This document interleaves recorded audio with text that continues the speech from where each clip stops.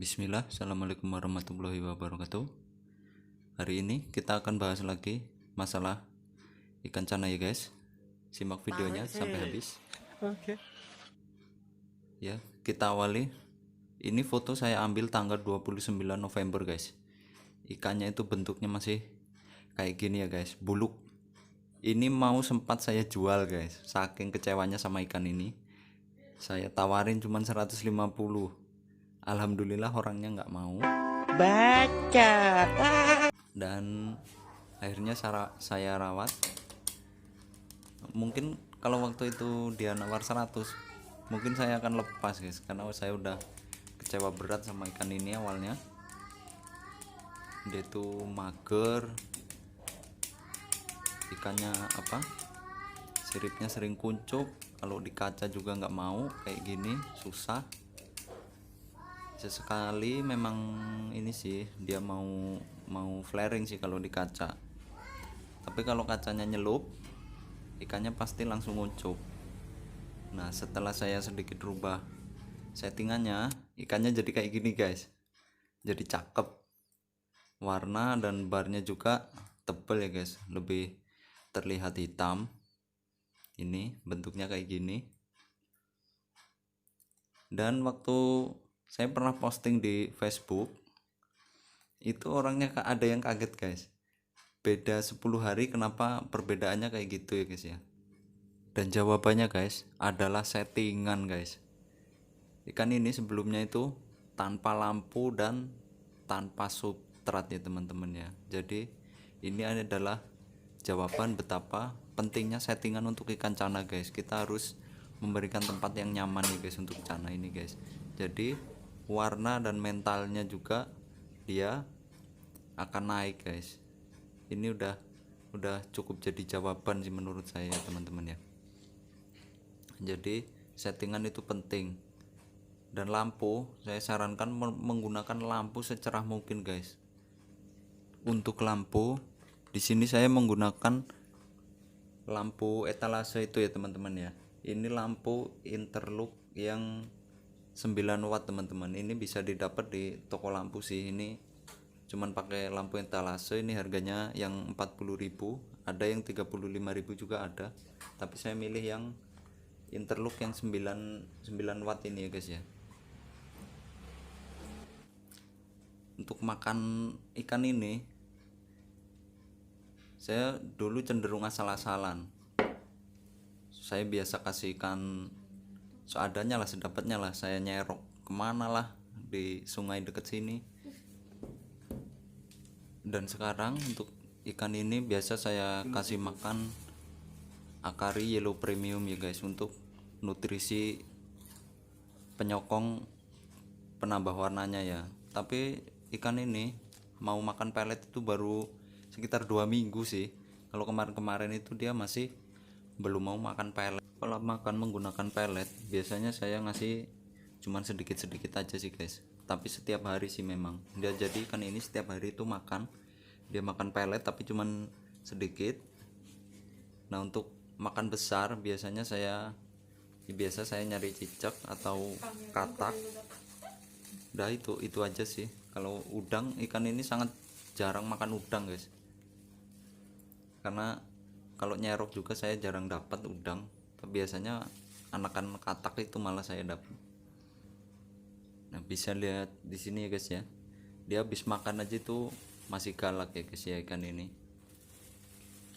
Biasa saya main-mainin kayak gini guys. Kalau sudah dia makan besar, kita dites lagi apa dia akan mager atau mentalnya masih tetap oke nih guys.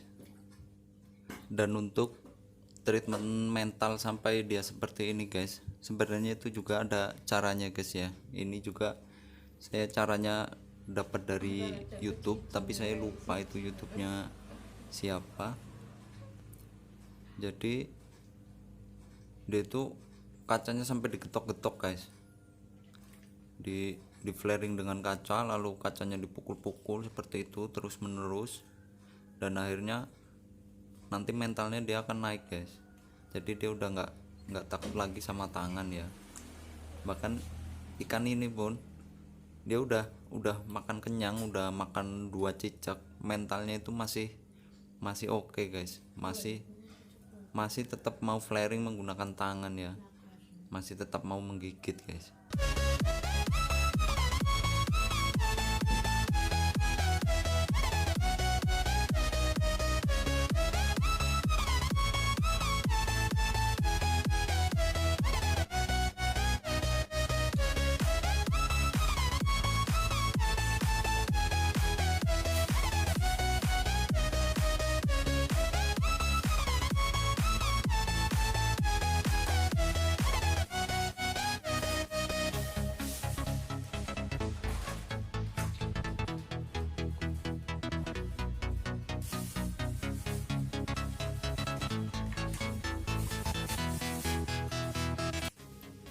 Dan ada beberapa pertanyaan yang sering muncul di benak para keepers cana ya guys ya. Salah satunya itu, untuk progres warna pada ikan maru apakah akan lebih bagus jika ditaruh outdoor?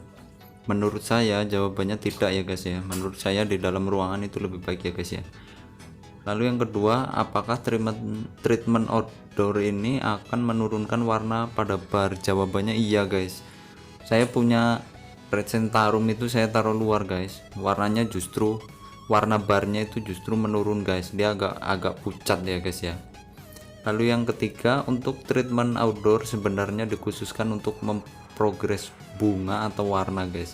Jawabannya adalah bunga guys menurut saya ya, karena Red Centarum punya saya itu baru sekitar beberapa bulan saja itu bunganya sudah keluar guys, padahal waktu saya ngambil itu ukurannya baru sekitar 15 cm guys, dan waktu itu belum ada bunganya sama sekali ya guys ya.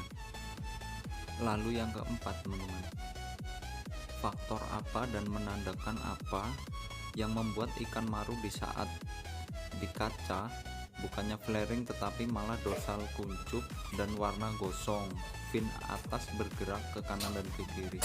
Mungkin jawabannya adalah mental lalu settingan ya guys ya, karena ikan saya ini setelah saya rubah settingannya lalu mental dan warnanya juga ikut naik guys. Lalu yang terakhir, untuk memprogres bunga pada ikan menggunakan cahaya redup atau cahaya terang, mungkin saya lebih memilih cahaya yang redup ya guys ya. Cahaya redup ini juga membantu ketika bar pada ikan cana itu redup ya guys ya. Jadi ikan ini juga ketika barnya redup, lampu pasti saya matikan guys. Kalau malam itu saya matikan, lalu besoknya saya hidupin lagi guys. Mungkin sekian dulu dari saya teman-teman. 5 jawaban tadi belum tentu mutlak 100% benar ya teman-teman ya, karena treatment yang sama pada ikan yang berbeda hasilnya pasti akan berbeda juga ya teman-teman ya. Semua kembali kepada masing-masing ikan. Oke, mungkin cukup sekian dari saya. Nanti kita jumpa lagi kalau sudah saya ganti settingan ini, saya kasih backdrop, kemudian saya ganti dengan air yang bening ya teman-teman ya.